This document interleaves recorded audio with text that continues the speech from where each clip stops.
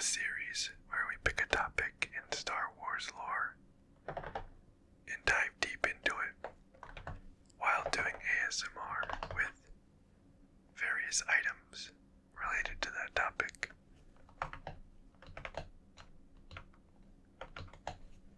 Today, we're doing a lore video about Ahsoka Tano, Darth Maul, and the Siege of Mandalore.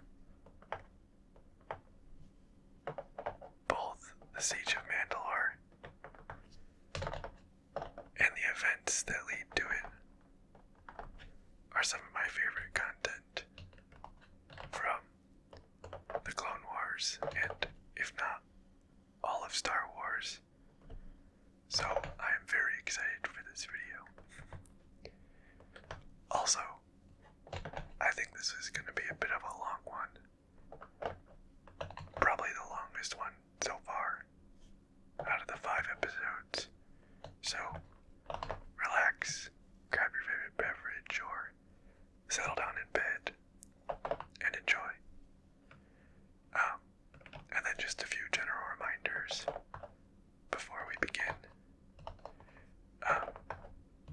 Being a lore series, there will be spoilers on any part of Star Wars, including movies, shows, books, comics, games, anything you can think of. So there's your spoiler warning.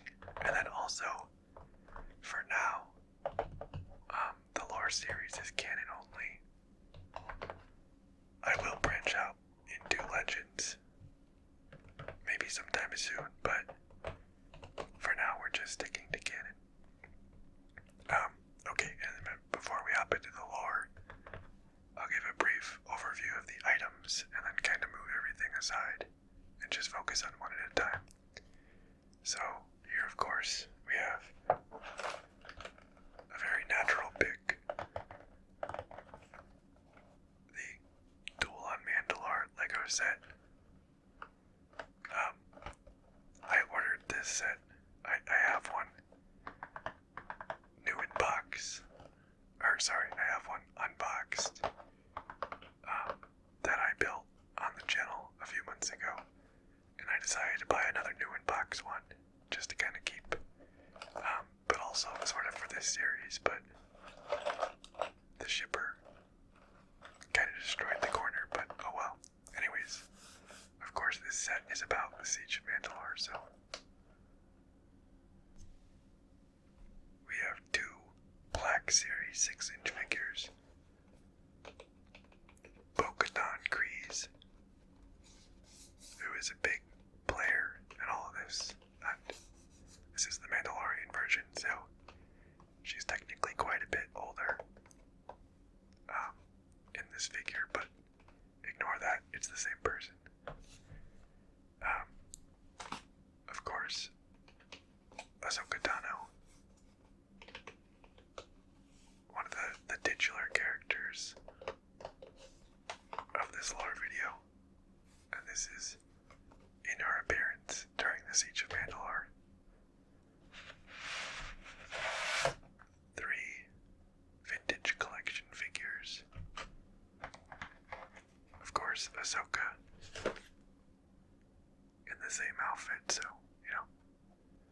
don't ever talk to me and my daughter again type of thing.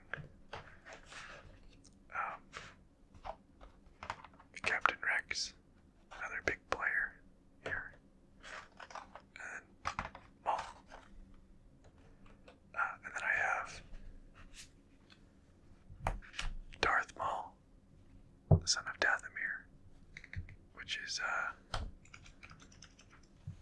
important in understanding part of the story of the Siege of Mandalore. So I have this to show, or at least make noises with. We're not going to be reading from it. And then I started this last time, but I have a few pictures that I printed out. And I'll put the real pictures on screen because they didn't come out super great because, of course, right before I printed this, my printer ran out of anyways, I'll put the pictures on the screen. And this is just mostly for paper noises. Because I really like paper noises. But anyways, I'll just start with this guy real quick. Just for the intro. And I like Lego boxes. But anyways, my plan for this video is to not just explain the events of the Siege of Mandalore, but I also really wanted to catalog the happenings or the doings of the two main players of the Siege of Mandalore, Ahsoka, Tano, and Maul, and their cohorts. So I'll give a very brief bio of each character, and as we get closer to the Siege of Mandalore, the information on them will get more in depth, kind of explaining how they got there. Also, I'll cover what happened immediately after the Siege of Mandalore, sort of the aftermath of it, because the events are quite important to both characters. But I'm not going to go through every detail about the aftermath, just kind of the broad strokes. So we have a complete picture of what's going on.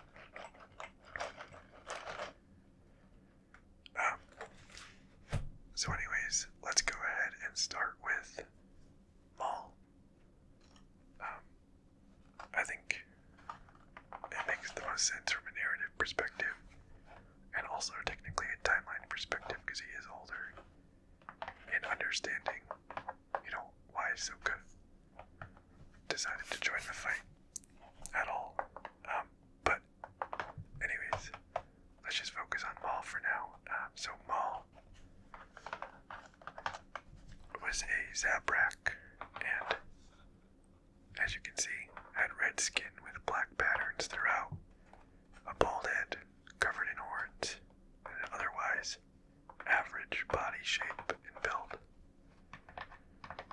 Maul was born in 55 BBY on the planet Dathomir as the son of Mother Talzin, who was the leader of a Force-sensitive clan of witches. This means at the Siege of Mandalore, he will be age 35. Maul was a Knight brother and had two blood brothers, the Tongue Twister, Feral, and Savage Opress. So, anyways, long story short, Darth Sidious, also known as Palpatine, became acquainted with Mother Talzin, and they shared knowledge about the Force. Sidious noticed Maul's anger while visiting and secretly put him through ruthless deaths, growing his anger until a breaking point, at which point Sidious announced that Maul will be his new apprentice. And because of that, Mother Talzin swore to have revenge on Sidious. So Maul trained as Sidious's apprentice, growing stronger in the dark side, learning the acrobatic fighting style of the double-bladed lightsaber, and eventually gaining the title Darth Maul. Skipping ahead a bit, Maul, under orders from Sidious, fights Obi-Wan Kenobi and Qui-Gon Jinn on Naboo. He's able to kill Qui-Gon, but Obi-Wan cuts him in half and sends him tumbling down a shaft, presumed dead. Well, as it turns out, Maul wasn't actually dead, and he was kept alive by a single hatred for his killer, Kenobi, before his brother Savage found him on the trash dump world of Lotho Minor.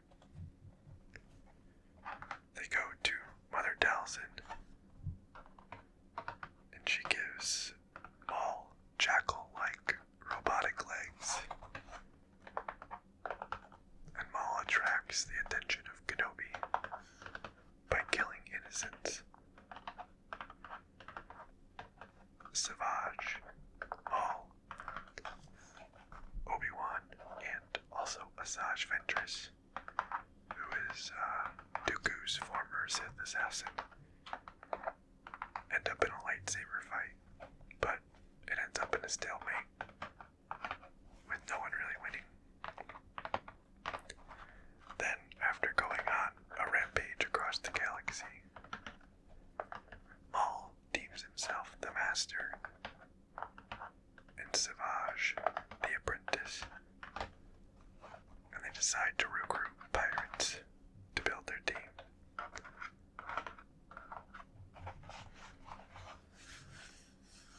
The pirate strategy doesn't turn out well, and Obi-Wan and the pirate leader, Hondo Anaka, force them to retreat from their world of Florum, the pirates' world, in an escape pod.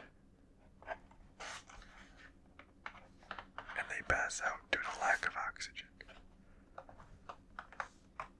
Then, by pure happenstance, or, maybe the will of the Force, their escape pod is discovered by Death Watch, a radical Mandalorian group that has separated itself from the new peaceful ways of Duchess Satine. Just for a little background on Mandalorian history, they had long been a warrior-like people for many, many centuries, but recently, Duchess Satine Kryze reformed their culture to be peaceful and put an end to the constant death and destruction on Mandalore. Not everyone was happy about this, and it caused the people who wanted to keep their warrior ways to splinter off into their own group called Death Watch and leave the planet. Anyways, back to Death Watch finding Maul and Savage. Pre Vizsla, the leader of Death Watch, decided to not kill them, thinking that they were enemies of the Jedi, and therefore his allies. Bo-Katan Kryze, who would also become an important player, did not trust them though.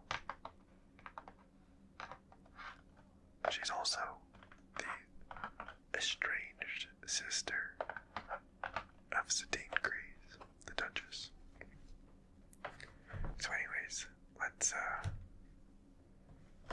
actually go ahead and switch to Bo-Katan for a few minutes. I might kind of jump around here, but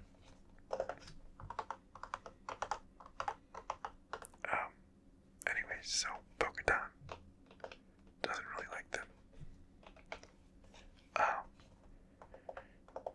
The Death Watch brought Maul and Savage to Zanbar, where they gave Maul much more reasonably proportioned robotic legs instead of the jackal legs he had before. So now you can't even really tell he has robot legs unless you look super closely.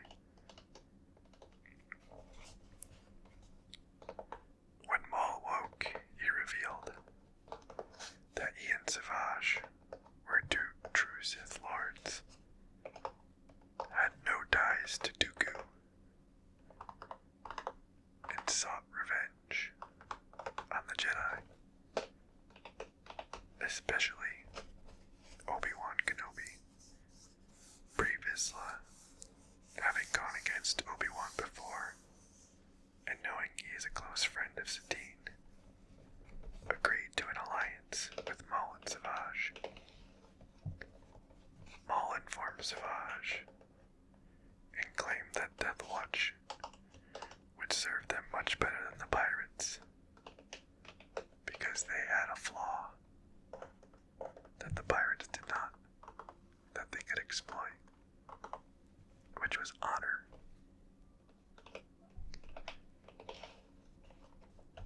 Next, Maul decided he needed to grow an army for this new organization, which he called the Shadow Collective. They started on Mustafar to recruit the Black Sun. When the leaders refused to join, Maul ordered Savage to throw his lightsaber across the table, decapitating every single one of them. The one remaining lower-level member, who is now the leader of the Black Sun, agreed to join them.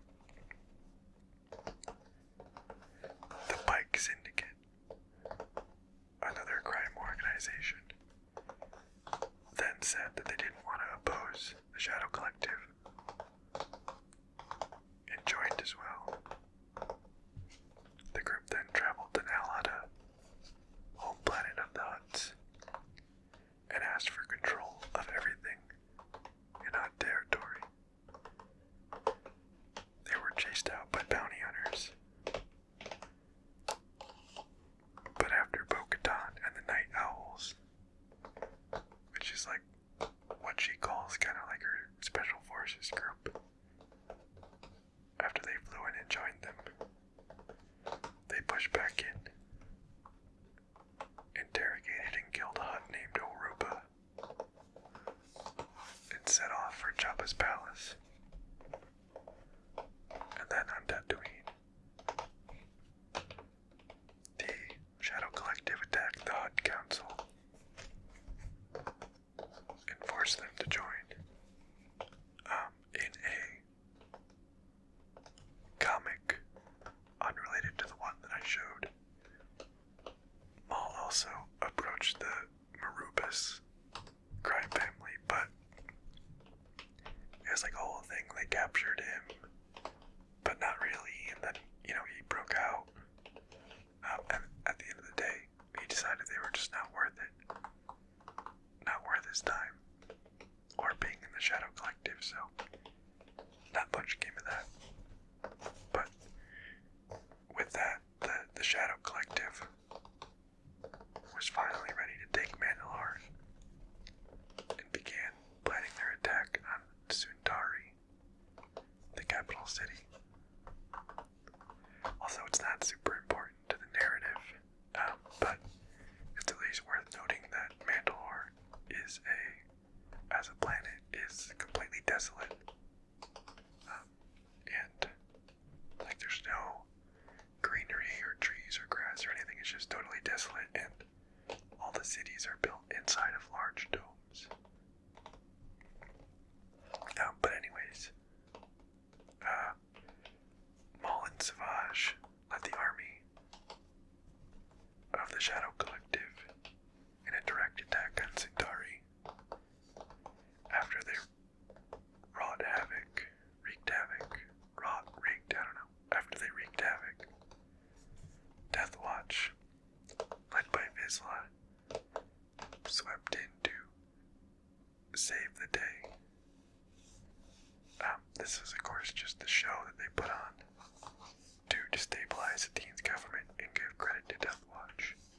So, essentially all the crime organizations attacked Mandalore, and then Death Watch swept in and saved everyone.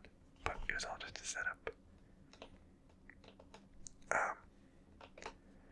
Satine was captured, and Pre Vizsla declared himself ruler of Mandalore, as everyone cheered on. He also betrayed Maul and Savage, publicly chaining them and putting him in prison, but Maul was actually counting on this happening, and it was kind of part of his plan. And of course, Maul and Savage's imprisonment lasted about 9 seconds, and they nonchalantly broke out with no effort and found Duchess Satine in a nearby cell. They also found out about the corrupt Prime Minister, Almec, who was imprisoned earlier by Satine. Maul's plan was to use Almec as a puppet leader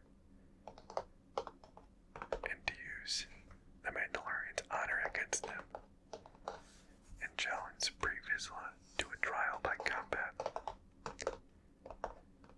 After challenging him, he was honor-bound to agree, and a pretty long, hard-fought battle ensued. But Maul eventually came out victorious. He batted Vizsla with the dark saber, the weapon that gives the right to rule Mandalore if won in battle. So, most of the Mandalorians, of course, were honor-bound to follow Maul and fell in line, but Bo-Katan and her allies refused and fled the throne room. Maul then used Satine, who Obi-Wan had a long, never-fulfilled love for, to lure Obi-Wan to Mandalore. Because of Mandalore's neutrality, the Jedi and the Republic at large did not or could not come. Only Obi-Wan. A long battle that has some incredible shots and moments ensues, as Bo-Katan and her forces fight those loyal to Maul. All the while, Obi-Wan is caught in the middle. Long story short, Maul ends up murdering Satine in front of Obi-Wan, with the hope that he will share in some of the agony that he had himself had for many years before he was rescued from Lotho Minor. So, finally getting his revenge. As Maul's forces continue to fight Bo-Katan and her forces, none other than Darth Sidious, aka Chancellor Palpatine, and his former master arrives, here to put an end to the challenge to his Sith rule. Savage, Maul, and Sidious duel, and after another lengthy fight, Savage is killed, and Maul is left beaten and subdued, but still alive. So let's switch to the comic book here. So this is a canon comic book. So it is fully canon. And the art looks pretty cool. You can see there's Maul and Grievous, and there's a lot of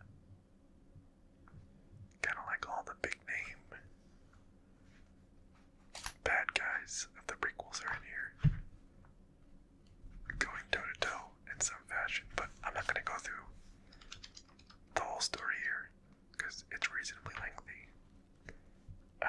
So I'll just keep it abridged. And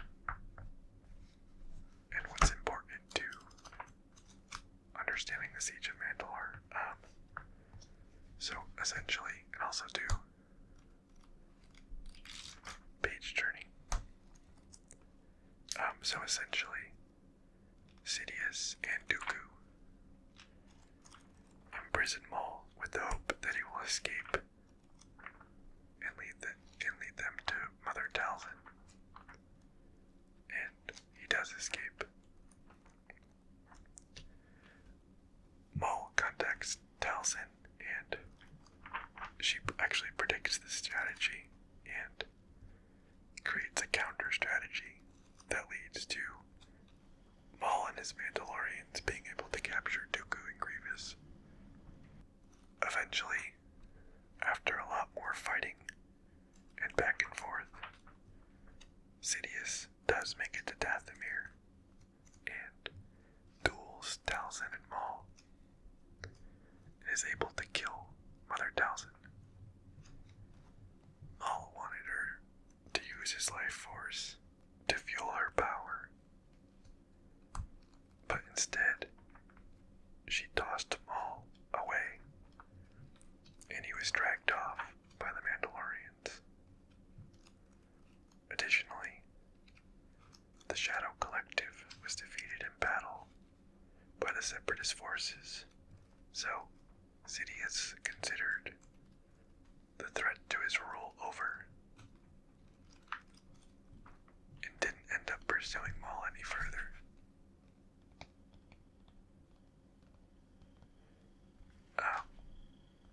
So, Maul did manage to get back to Mandalore, where he went into hiding and began rebuilding the Shadow Collective secretly. The Pikes and the Black Sun rejoined,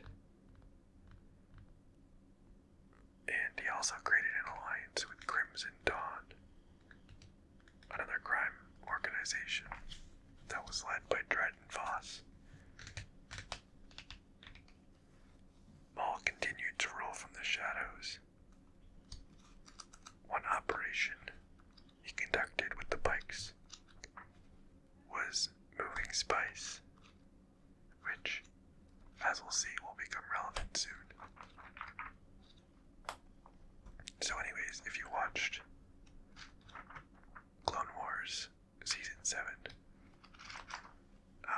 and was confused how Maul managed to get back to Mandalore, basically all that stuff happened, and at the end of the day, the Mandalorians, escaped with him, and he began rebuilding his collective in secret. So,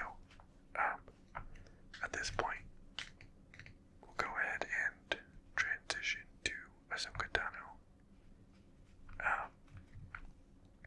The Maul section was quite lengthy, but I think the stuff was all important in understanding sort of how Maul got to where he was on Mandalore with the Mandalorians and everything. So, and hopefully it's still interesting.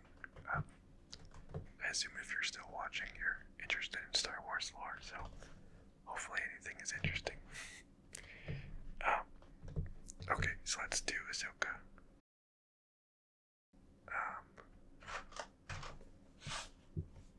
Actually, we just did a Black Series figure. Maybe we do one of the vintage collection ones again. So there's Ahsoka. Anyways, Ahsoka was a Togruta female, as you can see, with orange skin, white facial markings, blue eyes, and white and blue striped Lengu and Montrails, which this is part of her. Ahsoka was born in the year 36 BBY, bettering her at the age of 17 during the Siege of Mandalore, so about half the age of Maul.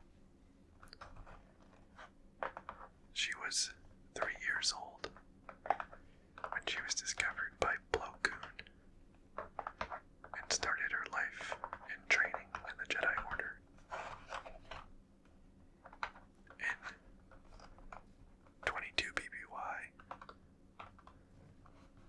at the age of 14, she was assigned to be the Padawan of Anakin Skywalker, just as the Clone Wars was starting, particularly on the Battle of Christophsis. And also, just like kind of as a funny digression, technically Ahsoka has been in the Jedi Order longer than Anakin, since Anakin joined at the age of 10 and is only 5 years older. So Ahsoka has I think a 2-year advantage on Anakin as far as time in the Order goes, but whether or not she capitalized on that 2-year advantage when she was 3, maybe hard to tell. But at any rate, when the two first met, they actually didn't get along. They both have sort of like the strong, sarcastic, sort of stubborn personalities. So when they meshed, they ended up just kind of of snipping at each other, which is why Anakin calls Ahsoka Snips, as sort of like a term of endearment. Pretty soon, however, they learned to work together, and they very quickly became extremely close and highly efficient together. She also grew close to Anakin's first-in-command clone, Captain Rex, over time. And even though, they also had some friction when they first met, they also, became very close and trusted each other in and out of battle. Another important note about Ahsoka is her compassion, which, despite her often stubborn and sometimes snippy attitude with Anakin, she truly cared for people, always tried to do the right thing, and wanted to help everyone that she could. So, she was genuinely a good person. Anyways, the Clone Wars raged on, and Ahsoka continues to fight alongside Anakin and Captain Rex. But one event that I wanted to talk about is actually when Ahsoka is on her own. Ahsoka was kinda sorta friends with the son of a peaceful separatist that she met with Padme. However, when that senator was killed, her son, Lux Bonteri is his name, accused Dooku of assassinating her. Long story short, Ahsoka gets caught up in Lux's unwise alliance with Death Watch. Yes, the same Death Watch, and this is before Maul. Since Death Watch had been betrayed by Dooku before and wants revenge. To make things much worse, when Lux met with Death Watch and Ahsoka was there, he tried to play it off like Ahsoka was his betrothed, and Bo-Katan even insults Ahsoka, unknowing that she's a Jedi. But eventually, Lux realizes that Death Watch are in fact bad people when they burn an innocent village to the ground. So, Lux and Ahsoka flee, and Ahsoka reveals herself as a Jedi, fighting Bo-Katan and other Mandalorians on the way out. So, not the most pleasant first meeting of what will be eventual allies, Ahsoka and Bo-Katan. Lux is in a few other arcs, but otherwise he isn't super relevant to Ahsoka or the Siege of Mandalore or anything.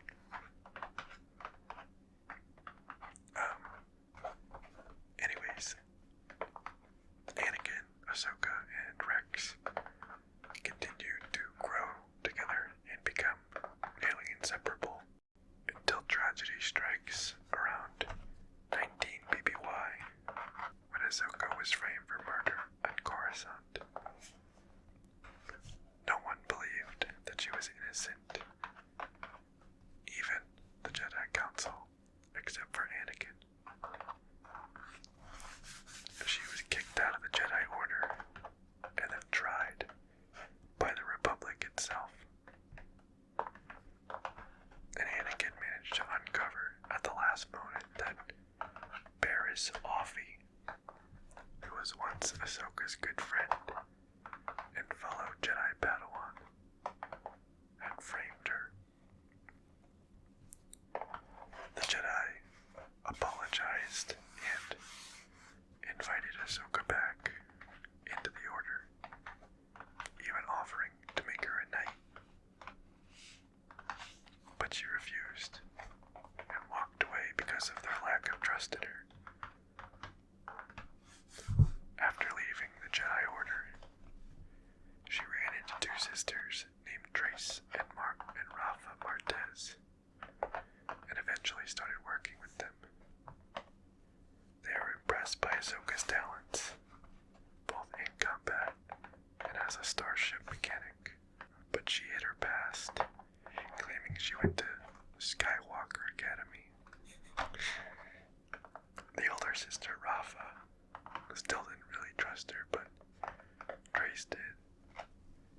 Anyways, the three went on a job together because the person they hired backed out, and they left in Trace's ship, which she had yet to fly yet, and she was still very inexperienced with.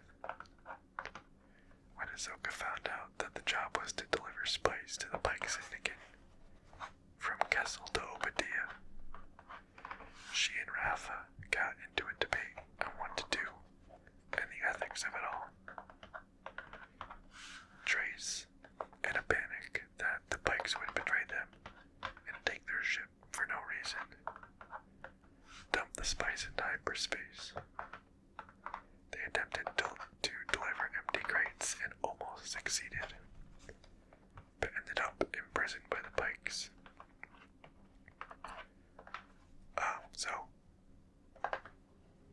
Actually, let me go ahead and switch to the Black Series Ahsoka, because why not? Long story short, they went back and forth between escaping and imprisonment a surprising number of times, but the relevant part to the story is twofold. While escaping, Ahsoka caught a glimpse of Maul discussing the delay in the shipment of spice with the Pike leader. And two, Bo-Katan and two other Mandalorian Night Owls were on Obadiah at the time, trying to track Maul and his network, and they saw Ahsoka on the planet. They decided to track her as well, since she could be a useful ally against Maul. After Ahsoka, Trace, and Rafa got back to Coruscant, Ahsoka was approached by Bo-Katan. At first, Ahsoka was concerned, because last she knew, Bo-Katan was in Death Watch and, burning villages. But Bo-Katan explained that Death Watch is no more, and that they have a common enemy in Maul. Ahsoka agreed to join them, departing from the Martez sisters. Now, I was a bit confused why Ahsoka immediately dropped all the really bad things that Bo-Katan had done. But I think it all comes back to sort of her compassionate nature and her desire to help others, and Maul was clearly the biggest threat here, and she wanted to help the Mandalorian people. Ahsoka has yet to personally meet and fight Maul, but she knows from Obi-Wan and Anakin that he's certainly quite a huge danger. So now, dawning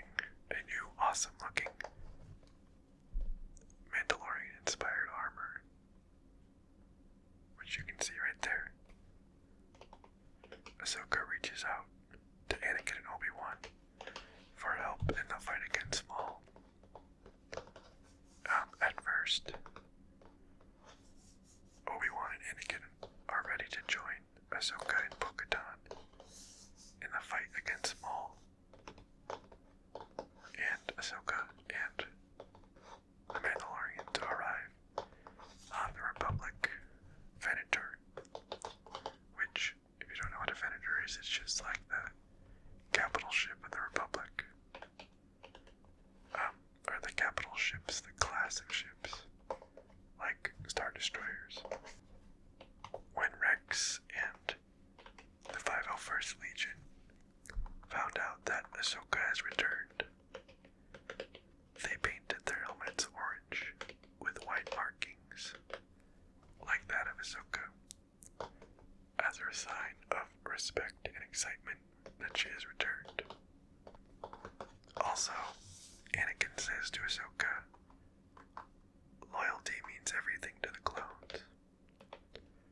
When Ahsoka questions why they still salute her and call her commander, and he also gives her her twin lightsabers back, but changing the color of them from green to blue to match his. Unfortunately, they're interrupted by an alarm that Coruscant is under attack, and they must depart immediately. Ahsoka is upset that they won't be helping Bo-Katan and her people, but Anakin comes up with a plan to divide the 501st, put the new half under the command of Rex, since Ahsoka isn't in the Grand Army of the Republic anymore, so she can't technically command it, but then send Ahsoka as an advisor. And then, as Obi-Wan is leaving, he tells Ahsoka that he's already killed Maul once, and that she should capture him instead, because he doesn't seem to stay dead. So, Anakin, Obi-Wan, and Ahsoka part ways for the last time. And with that, we can now finally transition into the Siege of Mandalore itself. So, hopefully, that very long build-up and background was worth it. There are definitely a number of moving parts in understanding all the players and how they got to where they were, but at any rate, let's hop into the Siege of Mandalore. So unfortunately, I printed these out, and then mid-printing, my printer began to run out of ink, and I didn't want to omit them or delay the video, so I decided to just use the paper for paper noises, and then I'll put like the current picture, the current relevant picture on screen, so you guys can still see it as it's meant to be seen. And honestly, maybe I'll just do that anyways moving forward, since, this isn't exactly a printer made for printing full page color pictures. But anyways, I digress. The stage is set. Maul has retaken Mandalore and just arrived in the capital of Sundari. Ahsoka, Rex, Bo-Katan, and their forces are on the way, and the two are on a collision course. The invasion fleet of the Republic and the Mandalorians consisted of Republic gunships, ATTE walkers on dropships, and Mandalorian transports. So you can see here, there's a Venator above it that arrives on Mandalore, and a pretty awesome sequence of events follows. So before they enter the atmosphere, Almec, who, if you'll remember, is Maul's puppet, hails them and tells Bo-Katan that siding with the Republic will make her the people's enemy. And she responds, I'm fine with that, and hangs up. As the invasion force enters the atmosphere, Maul's forces begin to fire missiles and anti-air weaponry, and some ships go down. Maul's Mandalorians, which I'll just call Mauldalorians from here on out, engage using jetpacks, and an aerial war ensues before anyone even touches the ground. So that's this picture. I'll put that on screen in a second. But first, I wanted to mention that Maul's forces are led by 2 Mandalorians. So these are the Mauldalorians. And on the left here we have a human male named Gar Saxon, and on the right we have a human female named Rook Cast. So you'll hear like Saxon and Cast a few times. So I just wanted to kind of point them out, and they also look pretty awesome character design wise, so I thought it was worth including their pictures. It's I don't have a figure of them, but anyways, some of the clones use jetpacks to join the aerial fight, while Ahsoka jumps from ship to ship using her lightsabers and just kind of generally doing awesome stuff, and saving some clone pilots along the way. We also get an awesome shot of her landing in Zutari on the docks with a ship exploding behind her. So this is a super iconic shot right here of her in like sort of her ready stance, just getting to the surface with the gunship exploding behind her. Now, on the ground inside the city, the battle rages on. The Mauldalorians weren't anticipating this level of attack, so they were pushed out of the docks and retreated to the Undercity as the clones chased them. From there's a temporary lull in the fight, and Bo-Katan heads to the throne room to deal with Almec, while Ahsoka and Rex respond to a communication from Commander Vaughn that he engaged Gar Saxon while heading into the sewer system. Ahsoka moves in, and we find out that this is exactly what Maul was hoping for. I forgot to switch the page, so of course these pictures look awful on my end, but here's the sewer system. I'll probably put both of them on screen. Here's the sewer system. But anyways, Ahsoka moves in, and we find out that this is exactly what Maul was hoping for, to lure them into the sewer and the Undercity. Back in the throne room, Bo-Katan and her Mandalorians make quick work of Almec and his forces in there, and the Mauldalorians. And Almec informs Bo-Katan that Maul wanted the Jedi to come, but unfortunately for him, the wrong one, the wrong Jedi came. Bo-Katan tries to inform Ahsoka of the trap, but she's too deep in the sewers to get the transmission.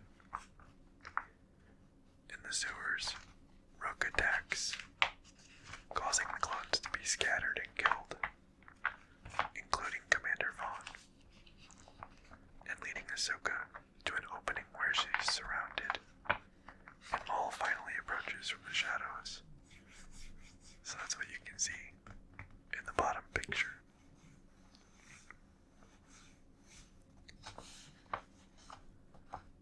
Then, of course, we get the famous line, "I was hoping for Kenobi. Why are you here?" Maul questions why Kenobi and Skywalker didn't come, and alludes that his master's plan may finally be happening. He also mentions that the Jedi and the Republic soon will not be the controlling interest in the galaxy, and that Darth Sidious would be. Ahsoka manages to ping Rex with her comm during the conversation, and the clones rush in and a fight breaks out. Ahsoka and Maul briefly duel before Maul says "not yet" and flees. Back in the throne room, Ahsoka, Rex, and Obi-Wan, who's calling in via hologram, give a status update with Bo-Katan. Bo-Katan mentions there are a few firefights in Sector 11, so we know there is still some battling happening, but the forces are largely in siege mode.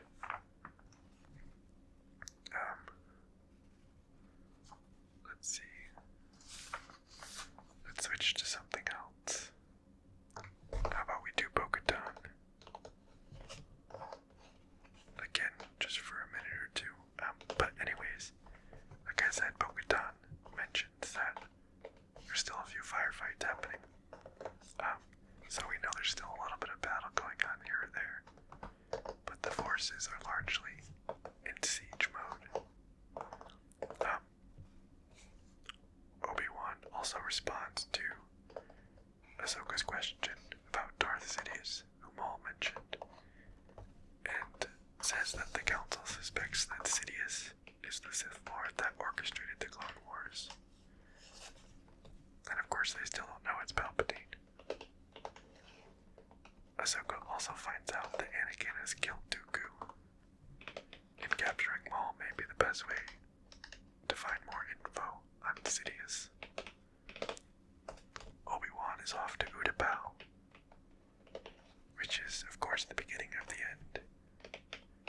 But he also informs Ahsoka privately that Anakin has been asked to spy on the Senator, and he is definitely not happy about it. Obi-Wan asks Ahsoka to talk to Anakin, but they are interrupted by Rex, announcing that there's been an attack. Back in the Undercity, Ahsoka and Rex find the site of an ambush and find out from a trooper that ARC Trooper Jesse has been taken.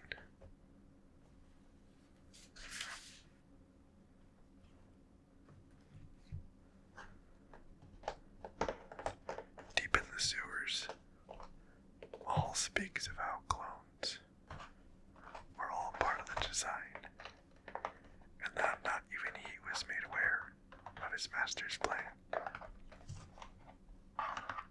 He played his part and was cast aside, but will survive in the chaos to come. Then he orders Saxon to deal with Almec, and uses the Force to pull information out of Jesse's mind about Ahsoka.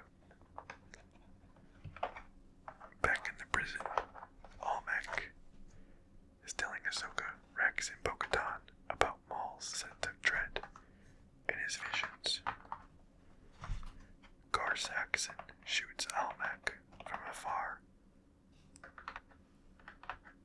in the middle of his explanation, but he still manages to say that Maul has had visions of Skywalker and wanted to lure him here along with Kenobi.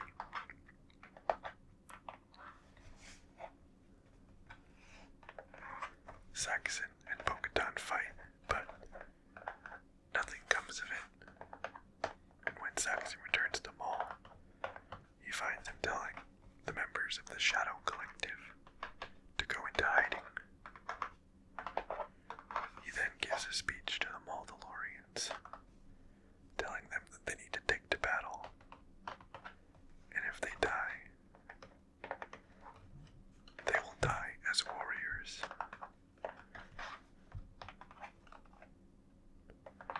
Ahsoka, Rex, and Bo-Katan watch in anguish as tired and beaten refugees are sent into the shelter by clones. They head back to the throne room, finding Maul sitting at the throne, with the captured Jesse next to him. So, let's, how about we switch to the Lego set. Bo-Katan attempts to shoot him, but he casually deflects the blaster bolts with the Force. At the same time, the battle begins outside. Maul gives Jesse to Rex, and Bo-Katan and Rex leave to lead the forces, the Republican Mandalorian forces against Gar Saxon, Rugcast, and the Mandalorians.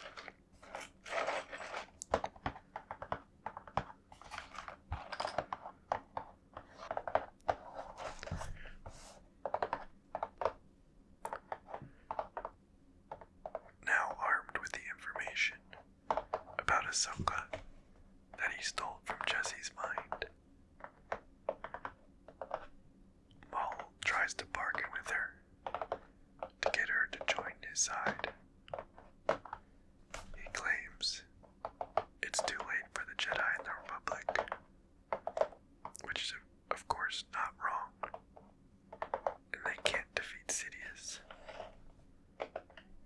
The Jedi and the Republic can't defeat Sidious, but he and Ahsoka can defeat him together. He reaches out toward Ahsoka, and in that moment, an explosion from the outside causes the glass wall next to him to burst, and the two continue to stare at each other, unaffected by the explosion. Ahsoka actually says that she will help, but when she asks about Anakin, who Almec told her that he was having visions of, Maul tells her that Anakin's been groomed to be Sidious's new apprentice, and that Maul himself orchestrated this war on Mandalore in an attempt to lure Kenobi and Skywalker here so he can rob Palpatine of Anakin, his new apprentice. Ahsoka, of course, thinks that this is ridiculous. That Maul's vision is flawed, and this is sort of like the deal breaker in the Alliance. So she draws her lightsabers, and the two engage in a lightsaber fight.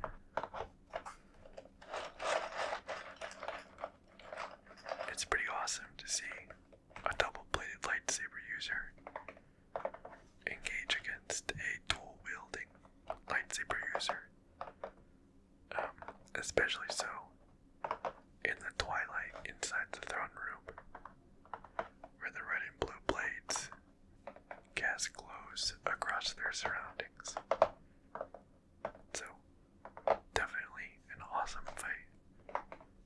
The two are actually pretty evenly matched, with neither really gaining the upper hand immediately. And Ahsoka taunts Maul that he's lucky Anakin didn't show up. And Maul says that Ahsoka has Kenobi's arrogance.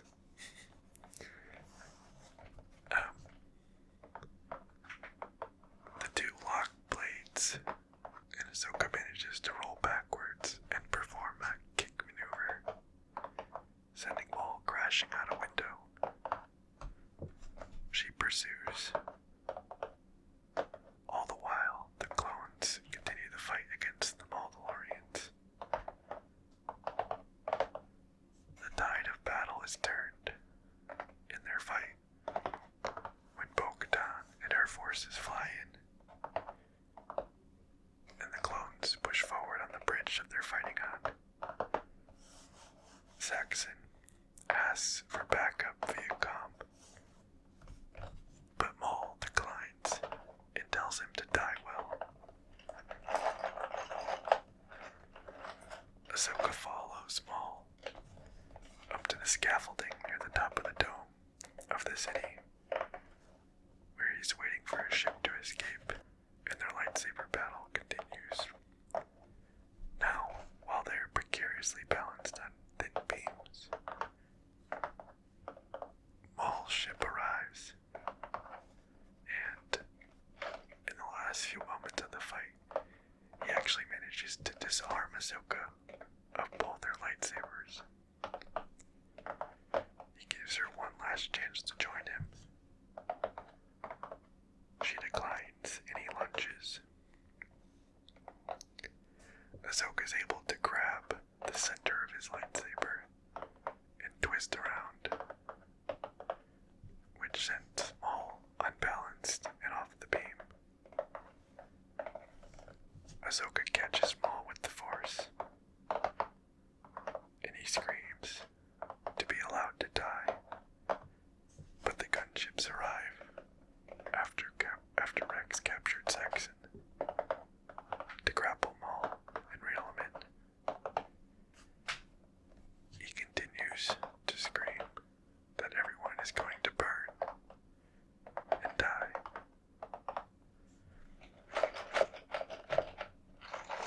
So anyways, with the leadership captured and the Mandalorians defeated,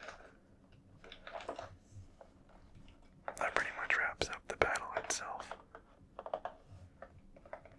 Now Star Wars doesn't often like to give exact dates or timelines to avoid continuity issues, but most people estimate the battle and the aftermath to be a total of about 2 weeks. I've seen some people say it's as short as a weekend, like 3 days, and I've seen some people say it's as long as 6 months. But I think the general consensus is both Revenge of the Sith and Siege of Mandalore take about 2 weeks. But again, there's no exact canon explanation.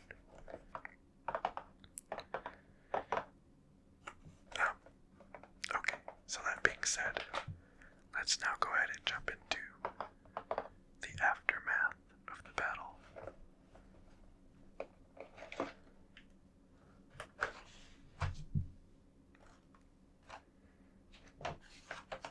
How about we actually haven't done Captain Rex yet? I think that's the only thing we haven't done. Yeah.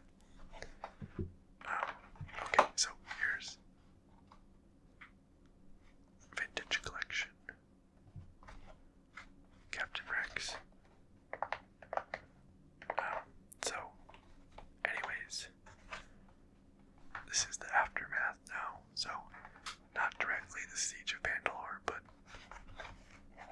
closely related to it, and I think it's important to wrap up the story.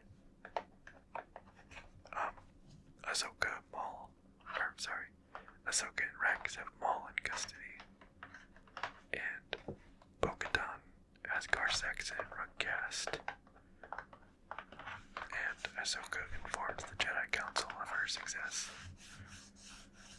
They tell her Obi-Wan has located Grievous.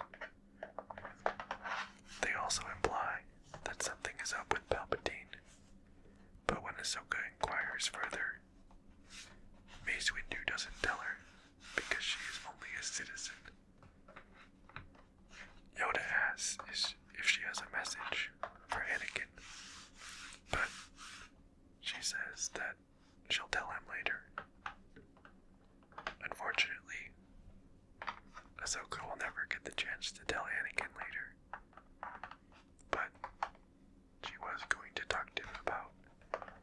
Maul's visions and what he was saying.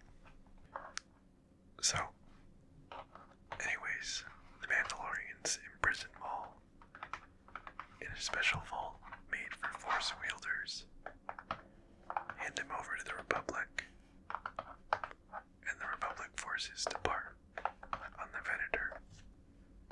The mood and music are extremely eerie when all this is happening, which really sets the tone for what's about to come.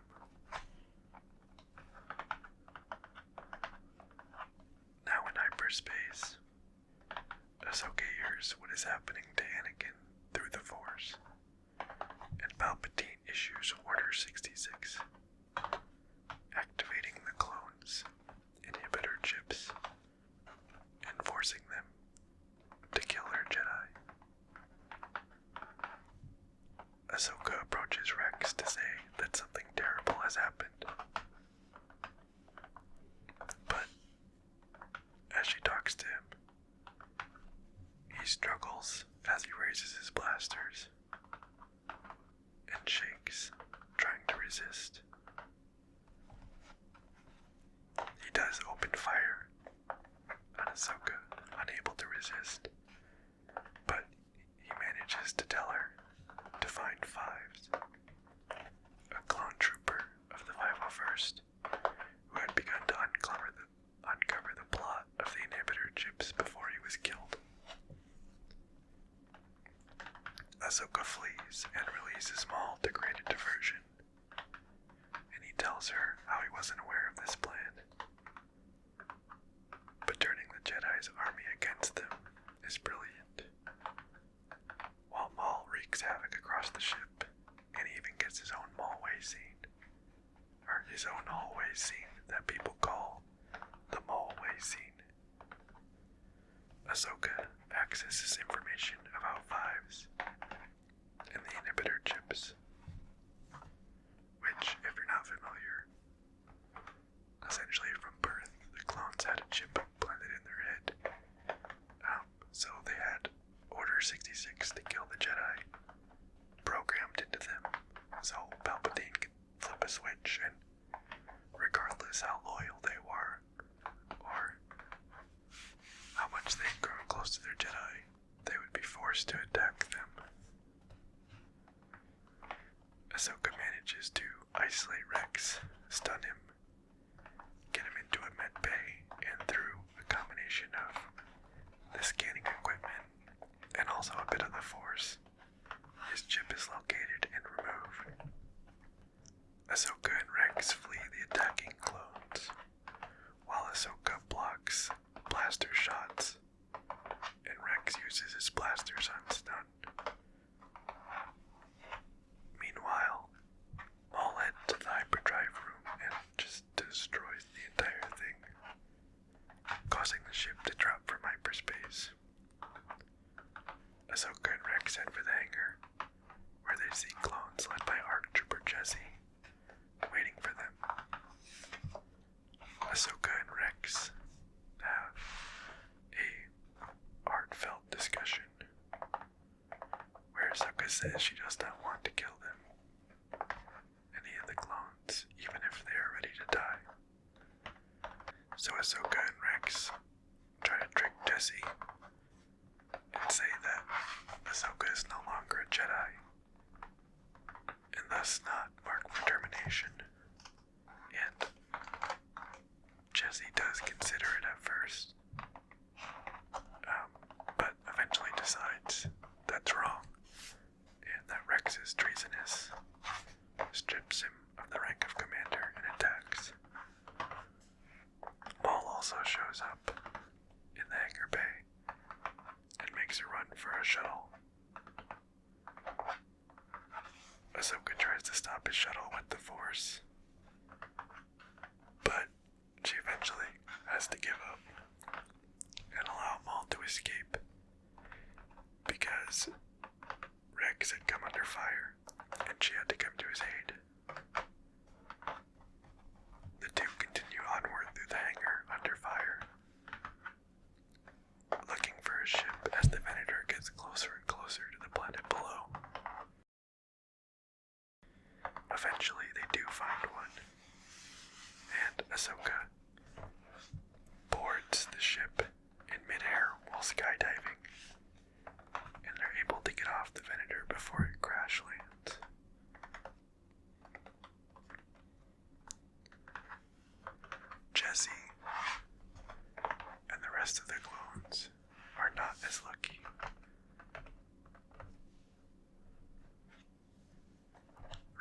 Ahsoka set up a mini memorial at the crash site. And we see the same helmets that have been painted orange out of respect and loyalty to Ahsoka, now battered and worn, and the troopers who had been forced to betray Ahsoka that wore them were no more. Jesse's helmet, who had once been a close friend of Rex and a hero of countless battles, like Umbara, stands at the front of the memorial. Ahsoka drops her lightsabers in front of the memorial and joins Rex to leave the planet.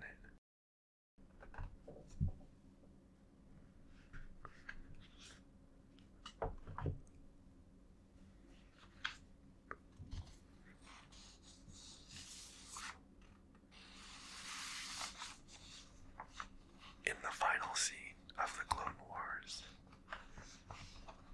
we see Darth Vader coming to the same planet sometime later. Everything is covered in a layer of snow, and he stops at the site of the memorial, picks up Ahsoka's lightsaber that she had dropped, ignites it, studies the blue blade he gave her, and then stows it and walks away. We see Vader's silhouette in the reflection of a clone helmet as the screen goes to black for the final time, ending the Clone Wars show.